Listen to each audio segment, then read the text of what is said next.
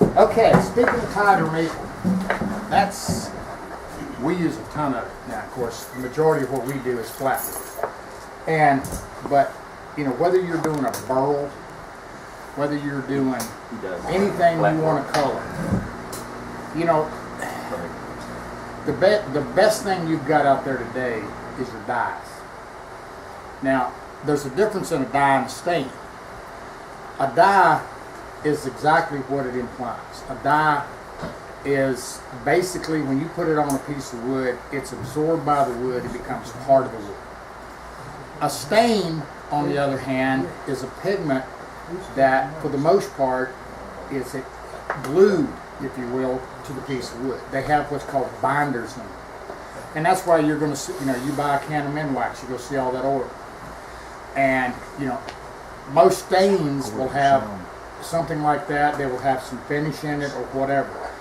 Again, this is a binder, and it's basically, again, sticks to the surface of the wood. Now, you also have a whole lot of dye stain combinations. Now, one of the ways you're going to be able to tell this is if you open a can of stain. And stain is a term given to almost every product out there because it's something people understand. Okay? And can identify with it. But that's not always the case. Actually, rarely is it the case. If you take, for example, a can of Minwax stain and you open it, if you put a little stick in it, and you pull the stick out and you've got goopy on the bottom and you've got clear on the stick, you have a pure stain. Okay? It's basically it's dirt and oil. Just that simple. You're gluing a color on. If, on the other hand, you've got color on the stick and goop in the bottom, you have a stain dye combination. If you stick the stick in and there's nothing in the bottom but you have a color, you have a dye. Now, that said, oil-based dyes, stains, are very, very problematic. They've been around forever. And for years and years and years, that's all we had. But with the introduction of dyes, aniline dyes, and so forth, so on, it just changed the whole spectrum. Now, when you buy a dye, you can buy it in every kind of form. You can buy it pre-mixed. You can buy it in a powder form that you mix with water. One of the best ones out there for this, and one of the most reasonable, is W.D. Lockwood out of Brooklyn, New York. And you can mix these with water or alcohol. Now, they also make an oil-soluble one, but I'm going to tell you up front, the water and the alcohol are your best. I prefer the water. Now, one of the things with a dye is going to give you far more clarity than a stain. And, you can go, like, here's trans tan. It's in a liquid form. And you can mix it with water or alcohol. And you can take and mix any kind of shade and color that you want. And that's something we do a lot of. But I will give you a hint. Make notes and measure close. Okay? The other thing with a dye is that, unlike a stain, how many in here have ever put a stain on something? You let it dry and it wasn't quite what you wanted, so you put another coat on it. Sure. And it pretty much did nothing. That's what they tell you on the cover. If you did that, odds are you were using an oil-based Minwax stain. Here's what happened. The oil in that sealed your wood. So it's not going to take any more. A dye is not going to do that. One of the things with a dye is you can put unlike a stain, you can put as many coats of the dye on as you want because it doesn't create a build. The problem with putting multiple coats of a stain on, number one, it usually doesn't do anything, but even if you're spraying it, you can spray it on and get the color to go on. But the problem is these stains do not have enough binder in it to really create a good hard bond to the wood when you get a heavy coat. You're putting all these layers on, and it's not like a finish. So what happens is it starts to seal your wood, and then when you put your top coat on, the top coat's just not getting into the wood real well. You can have an adhesion issue. General rule of thumb is 2 coats of a stain, you need to put out a finish. Now, a dye, again, sky's the limit. You can do it. You can put as many coats as you want. And unlike a stain, one coat of a dye is going to do one thing, 2 is going to do something else. Dyes are much stronger, okay? They're also less forgiving, okay? There's a lot of little quirks with them, and that's some of the things we're going to look at and talk about today. The problem with a dye is that if you try to wipe it on very nice and light and gentle, you're going to have white marks, streaks. You're just going to have a mess. The secret to a dye, where's Jeff at? Is saturation, right? That's right. That's right. He brought his chairs he made over, and we dyed at my shop because my spray booth is not real neat and clean, and it's used for that purpose. And what do, Jeff? You just sprayed them and flooded the surface. We soaked them. We took the spray. I mean, we got it running off of them, dripping everywhere. The reason we used the spray gun is it was very hot. And dyes dry fast. Alcohol dries faster than water. But just as a side note, if you happen to get an alcohol-based dye and you want to slow it down, add some water. If you've got a water-based dye and you want to speed it up, add a little alcohol. How many in here know alcohol and water mix? Well, I know How do you know that? alcohol dries Mix well. that a lot of times. Bourbon and Yeah, I always mix water, alcohol. you do, huh? Mix as well, you're I've flexible. been doing that for a long time, before he was born. Right. Okay. All right, that all. But, that's just kind of the way it works. Now, the other thing with a water-based dye is, and an alcohol-based dye, there's a term called like on like. Now, it's not nearly as bad in your oil-based products, but again, they've got their issues. The problem is with like on like, when you're using a water-based dye or an alcohol-based dye, and you want to put a water-based product over top of it, okay? What you've got is that water-based product is going to try to dissolve the color you've got, like on like. Now, you can also take a dye and mix it in with a water-based finish. If you've got an alcohol-based dye, you can mix it in with anything. An oil-based, water-based, solvent-based, doesn't matter. It will mix. And you can make what's called tone coats. Now, one of the things with wood turners is you see epoxy, you see CA glue. No? Oh, yeah. I'm the only one who uses that stuff. No, not hardly. Okay. But you got a problem with that.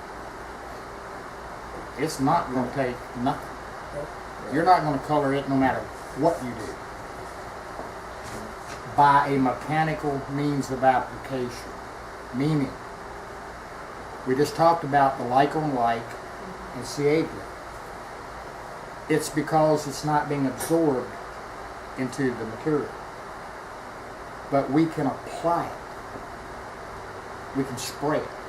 Okay? Spraying is probably, when we talk about saturation, if you take and you spray, we were using spraying to just literally drown these chairs. And then we come back very quickly. Jeff's on one side, I'm on the other, we're wiping these things down. That said, that's one means of application. But in turnings and things where you don't have the volume or mass that you're going to have on a set of chairs or something, you can just simply spray the dye and leave it as it is. Now, how do you avoid the like on like thing? That's very simple. A little sprayed coat of seal coat. I said sprayed. Remember something. Seal coat is shellac. Okay? You can mix your own and do whatever. About a 1 pound cut. Without wax. Yeah, de-wax. Oh yeah. And you know, seal coat is, I think it's a 3 pound cut. 2 pound. 2 pound cut. You take it and add an equal amount of denatured alcohol, you've got a 1 pound cut. Very thin. And spray that light coat on, and what's going to happen is that's going to bond or seal your dye down. Then you can actually come back if you're using a water-based top coat or any kind of top coat and apply over that. For your information, and we talked about this I think before, shellac will cure just about any finishing issue you have. It will seal anything. Okay? It will seal a pine knot from weeping. It's good stuff. But you don't need heavy coats. The other thing with the shellac, everybody knows and understands, I think, the term warming the wood. This is where when you put oil or you put whatever on there, you see that wood change. You see that chatoyance. You see that thing start to shimmer and glitter. And you see that little amber color come up. Okay? You don't see that with water beds. Now, there's a lot of thought out here that that's because whatever product you're putting on is actually coloring the wood. That's not it at all. While true, some shellacs, like seal coats, got a little amber cast to it, or if you go to a Waterlox oil, it's got a lot of amber to it. But then you use like an Armor Seal oil, it's pretty clear. But it will all give you that warming effect, if you will, that little bit of color transformation when you put it on a piece of wood. It's basically a reaction of the solvents in it with the wood. That's what's happening. It's more of a chemical reaction than an actual colorant being applied. And it's very desirable. It gives a lot of depth and it makes your wood really pretty. That said, if you're using a water-based product, that little light coat of shellac is going to give that to you. Okay? It's going to give you a little bit of depth. The other thing on curly woods, if you've been out here on the internet and you're looking around, you're going to hear all this stuff about popping the grain. And we get guys come to our finishing class and they're bringing in a piece of poplar, a piece of holly, a piece of mahogany. I only know how to pop the grain. Dude, you ain't got nothing to pop. Ain't nothing there. There's nothing there. The woods that you can, quote, pop the grain on are your curly woods, burl woods, and things like this. And let's understand that a little bit. What do you really have there? Think about it a minute. On this piece of tiger maple, what we have here is we have a hard grain and a soft grain. If you dye a piece of cherry, it's going to blotch. How many here know what blotching is? You know, I mean, and dye is going to be your worst. Now, the internet's going to tell you that's not the case, but think about it a minute. The deeper something's going to penetrate into the wood, and the easier it is to be absorbed, the more it's going to blotch. You don't have to be a rocket scientist to understand that. The problem, or the good thing about figured woods is, that's exactly what it is. It's a blotch. It just happens to look good. So the way we do it, and this is the little thing. If you look right here, you see this is a piece of tiger maple. And if you look right here, you see this, okay? And then over here, just color, nothing. Here's what happens. One of the ways to really bring it out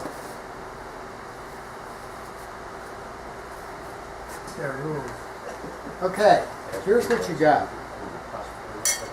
What we did was we took and we put in this. What'd you put on here, Ed? Dark? What? Just? Huh? Just yeah. We just put a dye on here. Now, one of the tricks, if you really want to, and you got to play with this.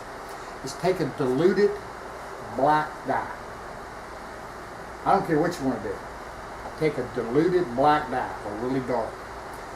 And when you start sanding, even if we're going to start with 80 grit, we're going to put a dye on it.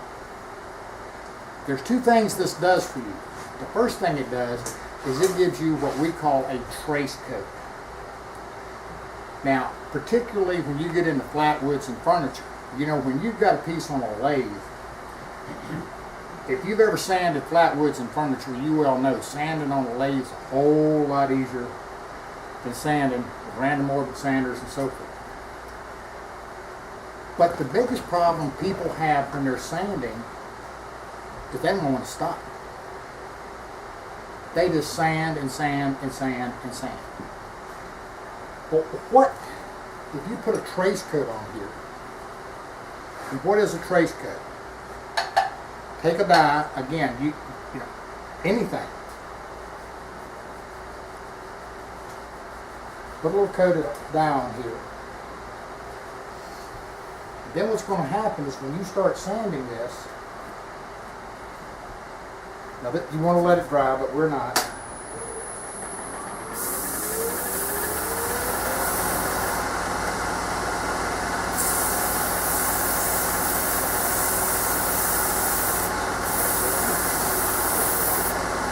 The first thing you're going to do, you're going to notice,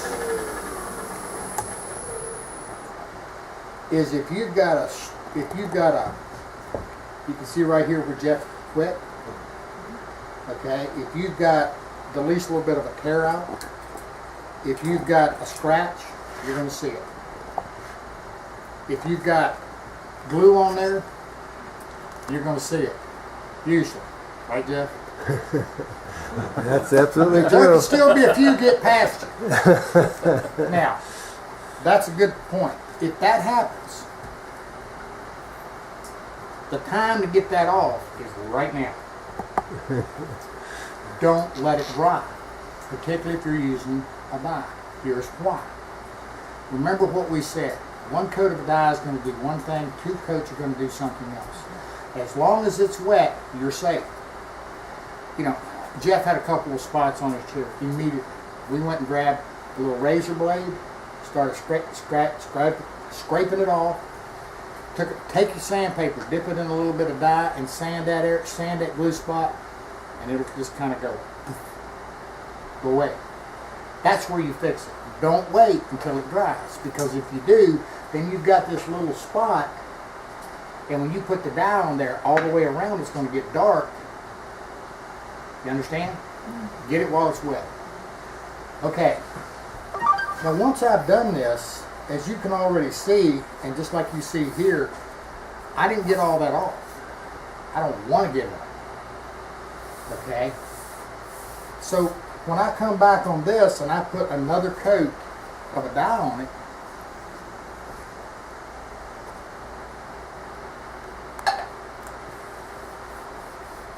what's going to happen is, because I've already done one, is I'm going to start it popping. Now let's think about what we did. Very simple. If we start with a dye, and again, if I would have used a darker dye on here, it would have just been that much more intense. What happens is that, again, we've got that soft curl. We've got the curl on this is soft, so it's going to absorb more. And that we're using that to our advantage. So we're going to put that on there, sand it back, and sometimes we'll do it 3 times. Then you come back with what would be your normal dye. Now, most of the time we just use whatever dye we're using. But again, playing with a little bit like a black, okay, and some of these different things. I just did a video on dealing with figured woods. But anyway, and I did what's called a starburst. And what I did was I took some tiger maple and I put a black dye on it. And then I sanded all that down. Now you're going to see this technique used, a lot of instrument makers like to use it, you know, okay. And I sanded that down. Then I took some yellow and put it on there. Then I took some almost lime green and I took an airbrush and went around it. Okay, it's called a starburst. Get some pretty intense colors doing that. Okay, but again, play with using a darker color and then sanding, but don't try to sand it all out. Okay, that's a mistake on figured woods. If you're using a trace coat and you're sanding it, guys freak out and they want to try to sand it all out. No, you're using that because what's happening is that curl in there is being dyed 2 or 3 times where the surface is only once, and that's what's going to give you that intensity. Now, that said, then comes the issue of what we were talking about is this hopping it. With a figured wood and that softwood, the other thing that really makes it stand out is a holographic effect, or better put, maybe a prism effect. This is where you want to get a clear in there. And because that soft grain is also going to absorb more of a finish. Now, there's a couple products out here that we really like. One is Armor Seal. Everybody in here familiar with that? Armor Seal by General Finishes. It's a urethane oil. Now, the internet's going to tell you use boiled linseed oil. Very quickly. Boiled linseed oil, back in the day, was the cat's meow, was the best they had. Keyword, they had. Again, things have evolved immensely.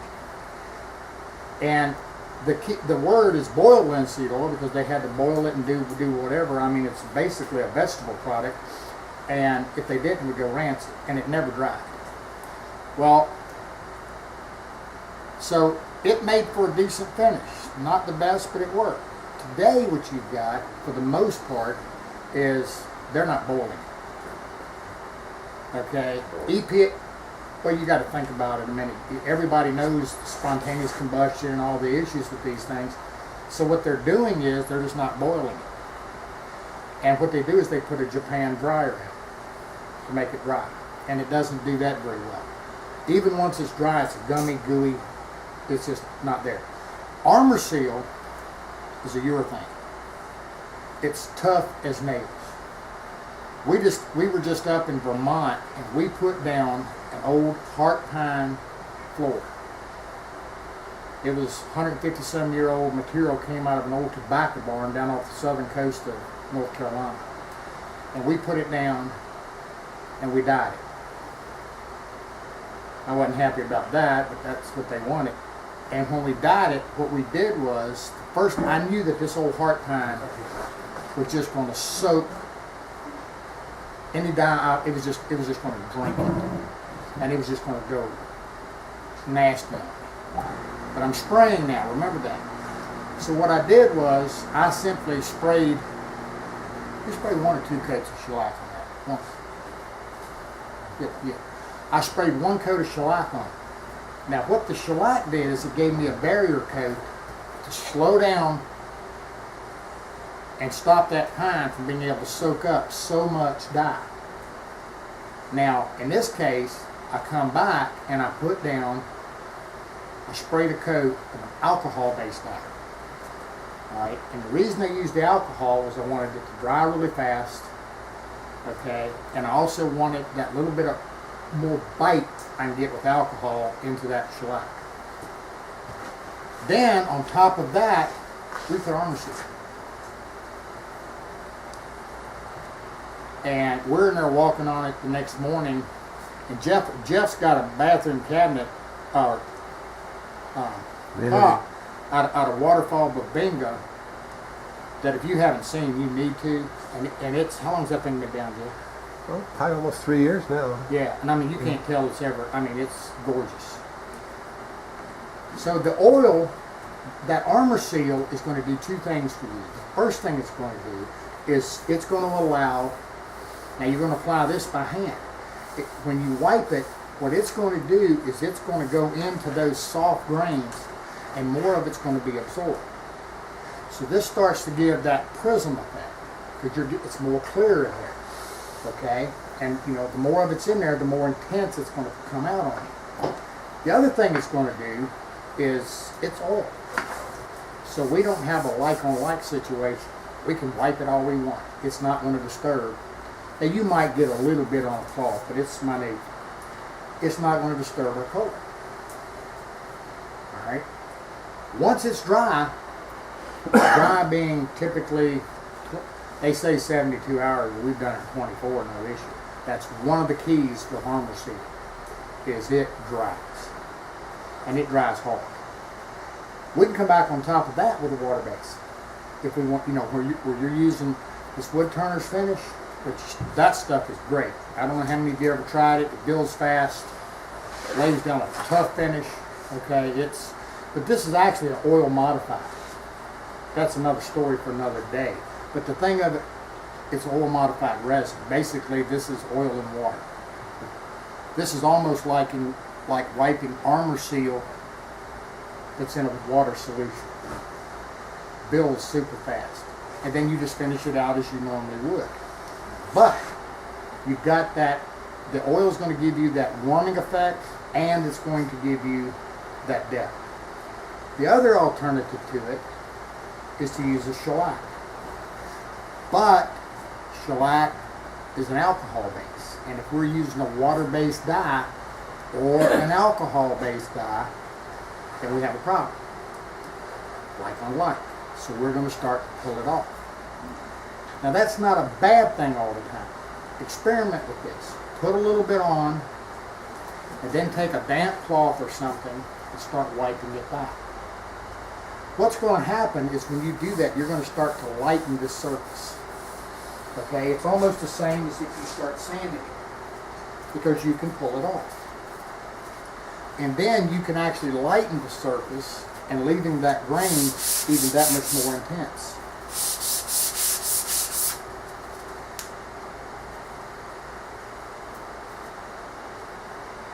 Let me get a wet rag real quick.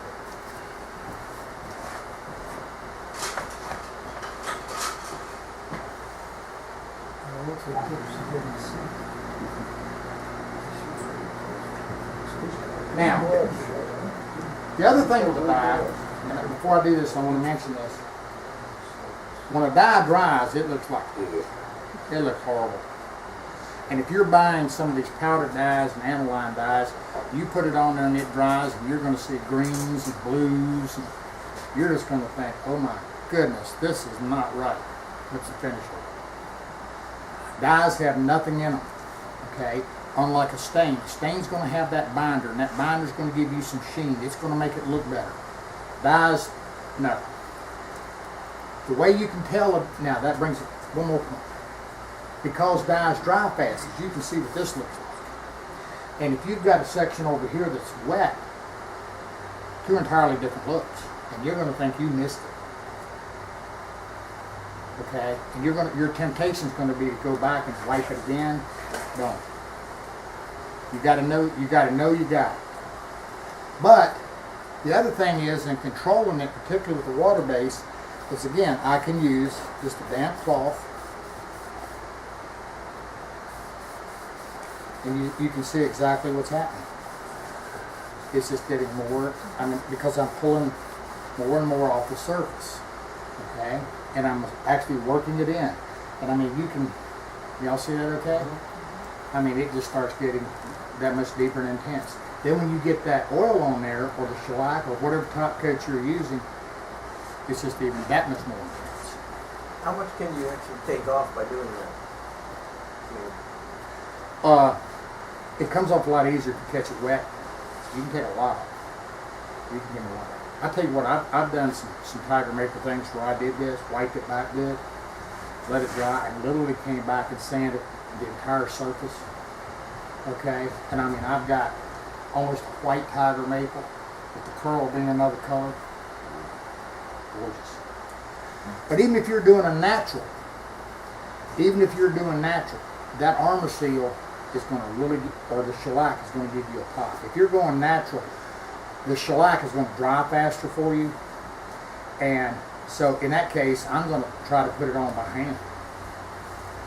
And the reason for that is again, when you're applying it by hand with a wet cloth or brush or whatever, the soft curl is able to absorb more. When you, and this is what we're going to look at in a little bit, when you spray it, when you spray something, that wood cannot absorb any more than you give it. It's like feeding your dog. You know, if you dump the whole bag out there, they just go out there and just eat whatever, you know, whatever. But if you put it in a bowl and that's it, don't you whip? Somebody probably needs to control how much I eat. Nevertheless, the point being is it can't absorb any more wood. It can't absorb any more than what you're giving it. That's a good thing. But using that oil, or where you can wipe it, that's going to give you the best result. Because again, that soft curl is able to absorb it more. That's the problem with blotching.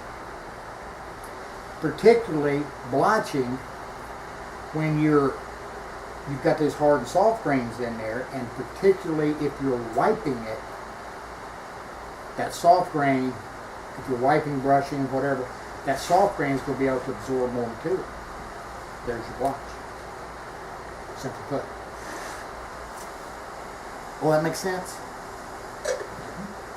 So, before you put that brown dye on there, was there black dye under it? This was just some brown, a little bit of brown. Under it? Yeah. Yeah, the key is, you know, you can use the same exact dye. I mean, that's no issue. That's okay. But you can also come back and use a darker dye, you know, and start getting different effects with it. You can't really use a light dye, you know, under a darker dye. One's going to kill the other. It's just an experiment. Play with it a little bit. You'll find you can get some really dramatic effects. And when you get into burls, okay, particularly, you know, to put that dye on there, let's say you put a light brown dye on it, and you come back and you start sanding that. Now the other thing with your water bases and whatever, if you're using an epoxy, you're using a CA glue, you've got no issue. None. None whatsoever. It's not going to mess with your glue's adhesion in any way, shape, or form. Alcohol doesn't either, but the oils, obviously, yeah, you don't want to do that. I know that Minwax makes a stuff they call stained wood conditioner. Would that help use it before you put dye on or not? Minwax's water base isn't too bad. Okay, the oil bases are horrible.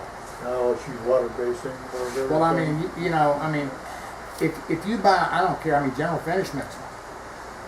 There's a lot of people make oil base these preconditioners. The problem with them is they're oil, and most of them are going to tell you to use them within 2 hours. Well, the reason they're telling you that, they don't want that oil to start to set up, because when it does, it's just simply put, it's going to really control or hinder the amount of absorption you're going to get. Okay, it's the same thing as putting that. All that conditioner is the same exact thing that's in that can with no pigment in it. Okay, so just like that second coat of dye, I mean stain that doesn't do anything, that's what you're going to get with your first coat. But again, the object of the game is they want to try and get something in that soft grain to equalize it, and so that you have an equal surface. Now there's a feller I know makes a product that works pretty good. If you go here on the internet and you kind of Google it, I'm not going to say any more about it. You Google it and see what they say about it. Nope. This wasn't a setup. I wasn't even going there. This was not a setup, no. Now I'm going to tell you exactly what this is. We have a high solids PVA glue and 3 acrylics now. It's water. This bowl, Jeff, this big bowl, Yeah. this is done in. And we'll wipe it on there in a minute. Jeff's table, all of his chairs, which was curly cherry, is all done in blotch control. In what? In the blotch control. But anyway, so Johannes turns this little hat for us and whatever, and if you see his hats, they've all got a hat band on.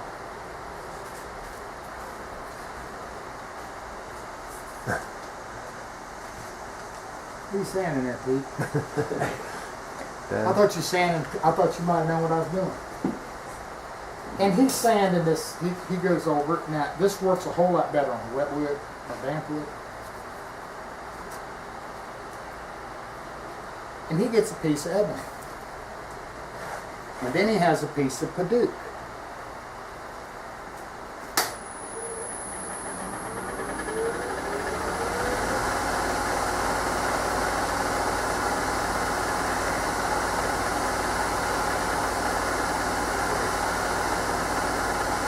Now, one of the things, you want to sand it because you want to get a little bit to get down to a fresh surface.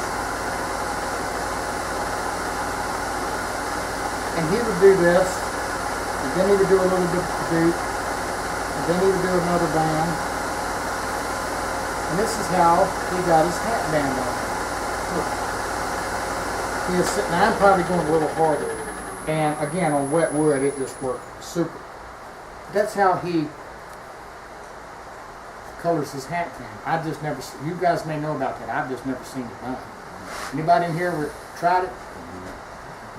Yeah, he was talking. He talks about it in there. How one day he happened to pick up a piece of something and was trying to scrape something, and he noticed it was colored, and so that's where that came about. You probably want this back, It's about 25 hours worth of wood.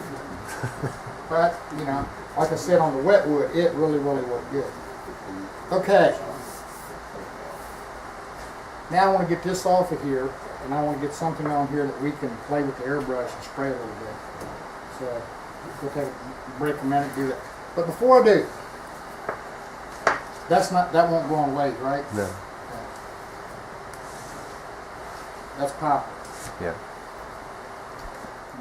Got that right. Now, how many people in here? I warned you. Okay. How many people here ever tried to dye a piece of poplar? How many people in here ever tried to dye a piece of poplar and it didn't blotch? Didn't blotch? Not steam poplar, but Wet. Completely wet the wood. And then you got the green things and this and that.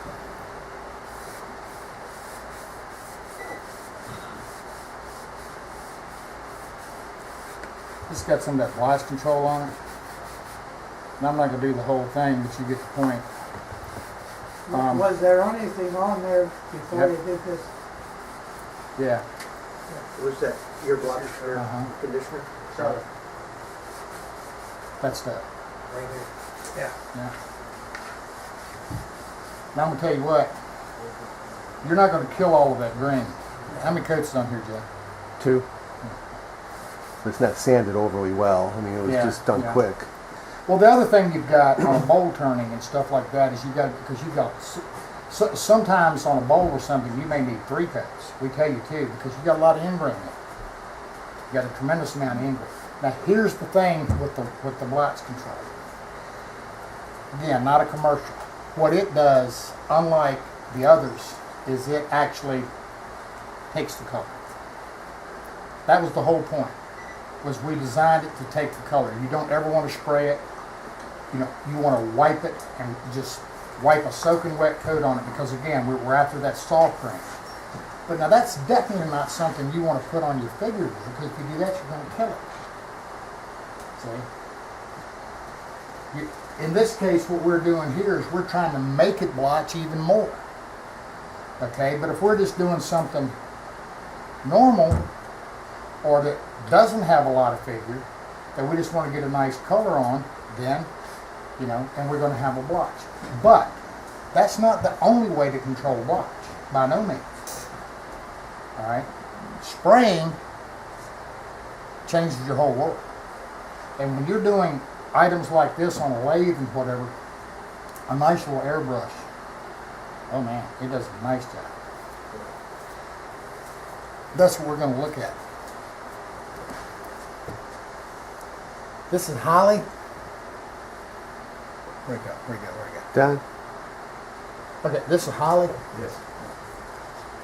Where'd you get the holly? The tree that came down. That's from a holly. Should have not. Should I knew that.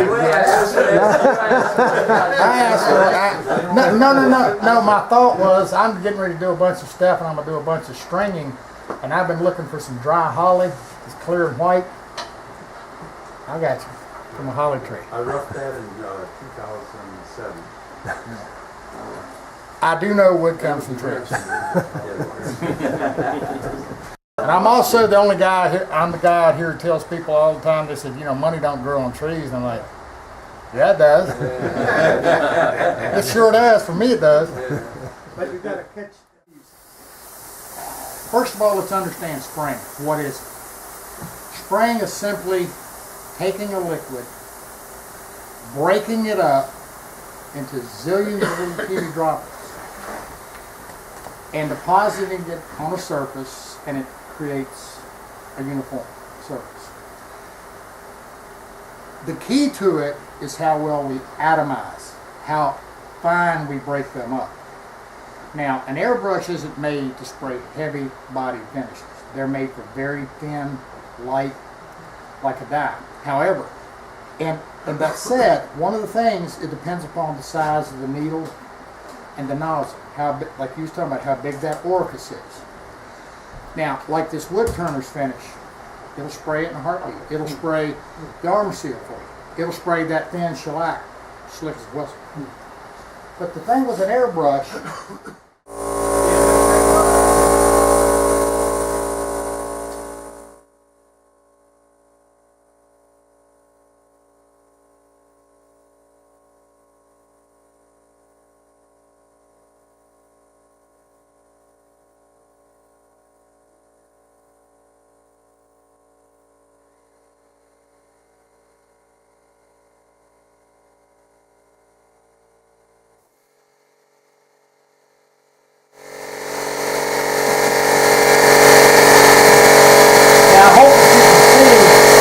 in that little bit, I'm getting an even color. Now you notice I concentrated out here on the ring, okay?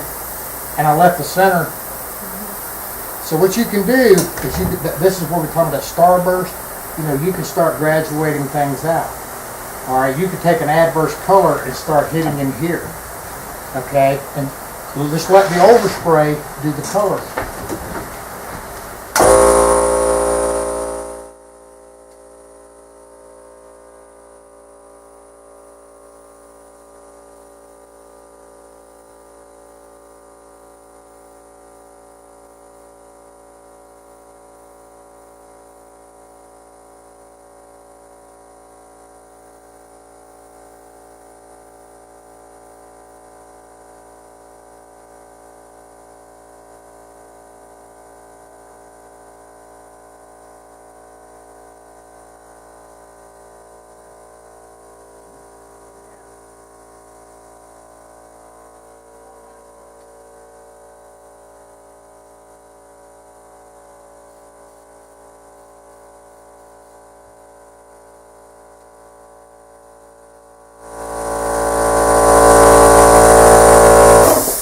Shadow on the edge or rim of a bowl. See what I did?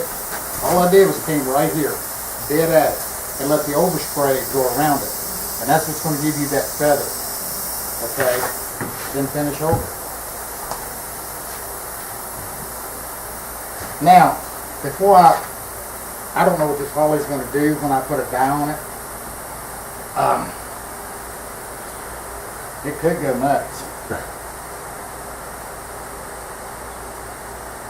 Is that going to be a problem? Because I don't know what the effect's going to be. I've never done this. Mess it up, you bought it.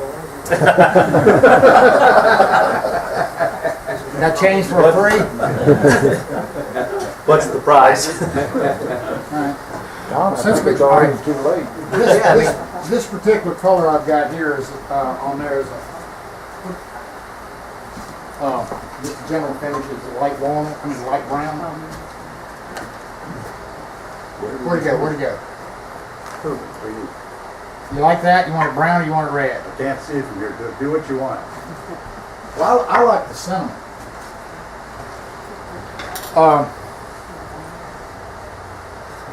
Actually, if you're doing cherry, for a natural cherry look, I use one cinnamon and one light brown and one water. Good. You want what? One Water. Water. one part. Oh, okay. One part, one part, one part. Some other people, I won't mention their name, uses 2 parts of cinnamon. Really looks good.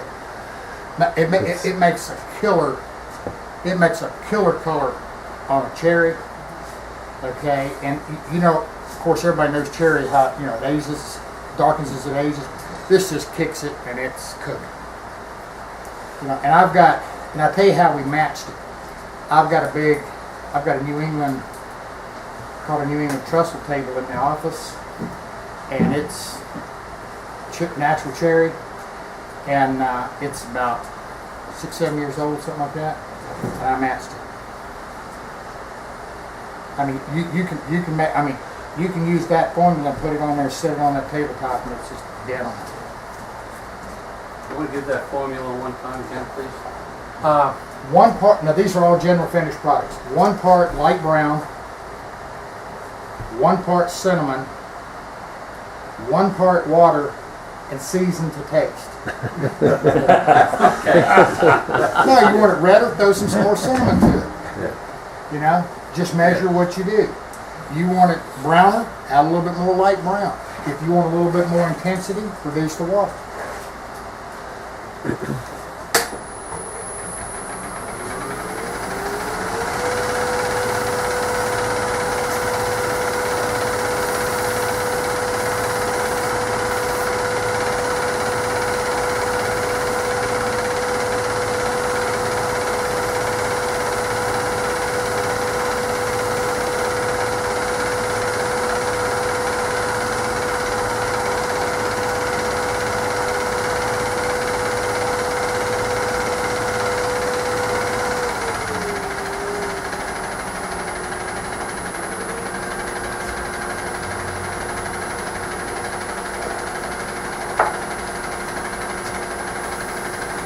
I'll tell you something else too, where you guys are doing you're doing like a turn vessel, okay, and you've got a small neck or whatever on it like that. I've done that before. You know, when you're reaching in there, getting that thin wall and all that, and you got that little neck. You can take that airbrush, because one of the things, just to help stabilize you can take that airbrush and start blowing, just spraying some finish up in there and get it up in there good too. I've never had to do that because usually mine just come apart and I just get right into it.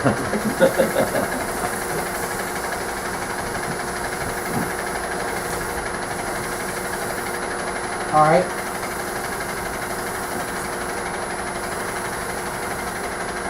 You had to sand it pretty good, didn't you? Before, it's pretty easy.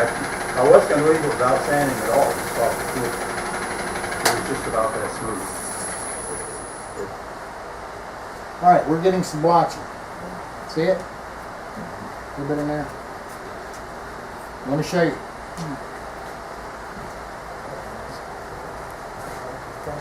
Now he sanded it to 400. He did an excellent job. My hand on this said this thing was slick. You understand? So this isn't picking on him.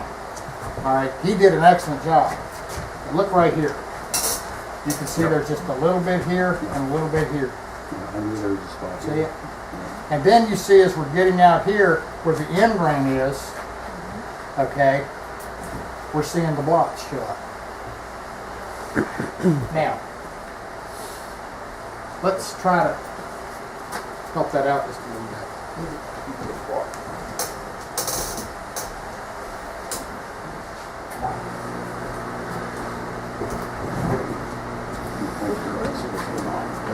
All right.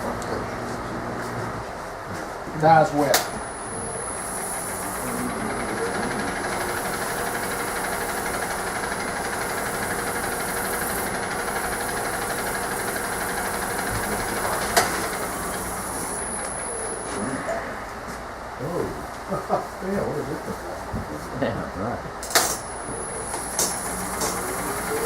You see how much we reduced that blotch? And even that color, just by taking the wet cloth? Made a huge difference. That's the nice thing about water. The other thing is if it all goes south and you need to re-sand it, well, you can imagine if this had Minwax on it and you got to try to sand it, you've done it. And you're throwing sandpaper on the floor at the speed of sound because all you're getting is a gummy, gooey mess. You know, just in a little bit, this is going to be dry, sand it off. Nothing good. Now, last thing we're going to do, let's put this is spalted. Now, common sense says, you put a dye on spalted wood, it's going to go nuts. It's just going to turn black. It's going to be the nastiest looking thing you've ever seen in your life. That spalted wood, that spalt in there is just going to suck it out. And if you've got some really nice spalt, and we all understand spalted's a fancy word for rock. You know, you're going to have to put some CA glue, some epoxy. You're going to have to do something to solidify that wood. And he said there's not much. He said there's maybe a little bit in here. Okay, that's fine. But we all know that's not going to take a dye. That's where this airbrush is going to help us immensely. So let's put that on there and see how it does.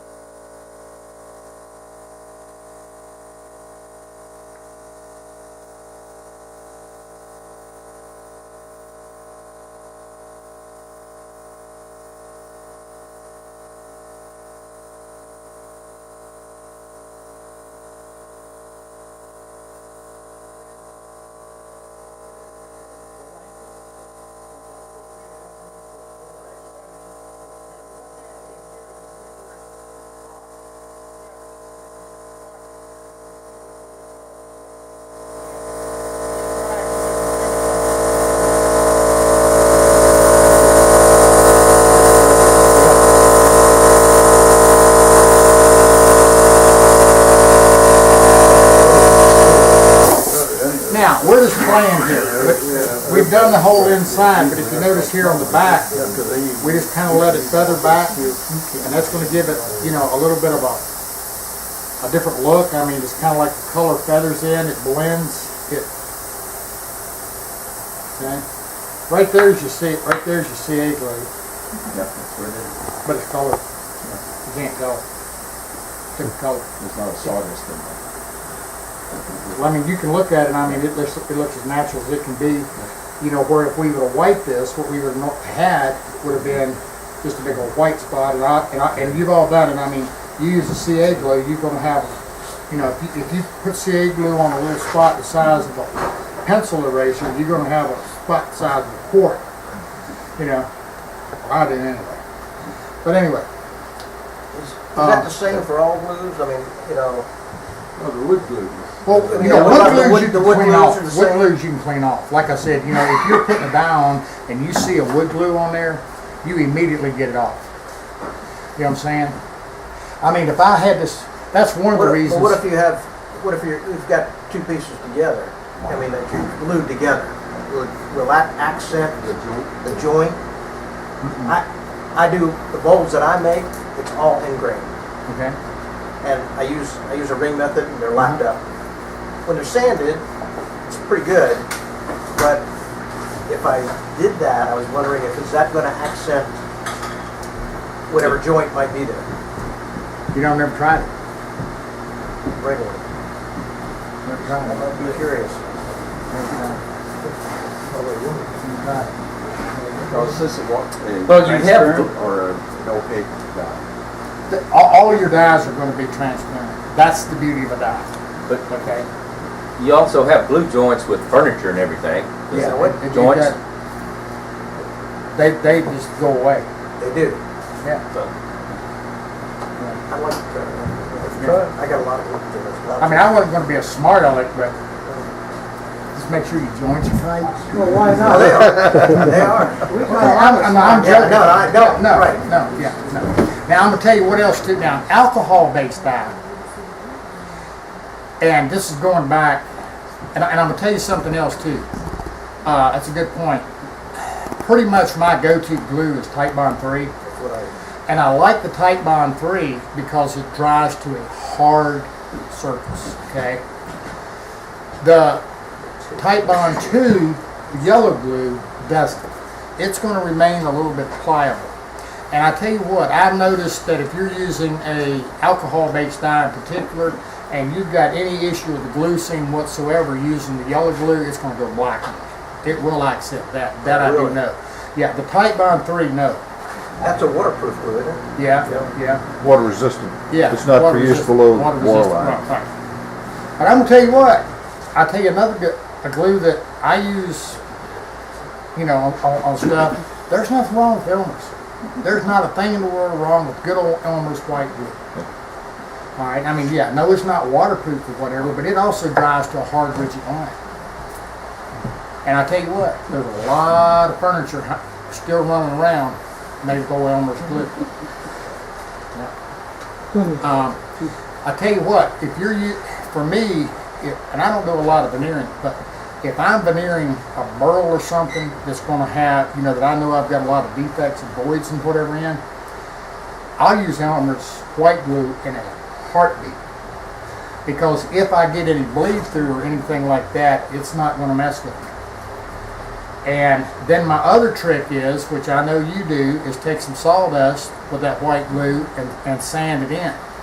Now, the other thing is, if you, and I know this works really well on veneers and stuff, is just to take that armor seal, a little 600 or whatever, all right, you'll hear people say put sawdust in. Sanding dust is better.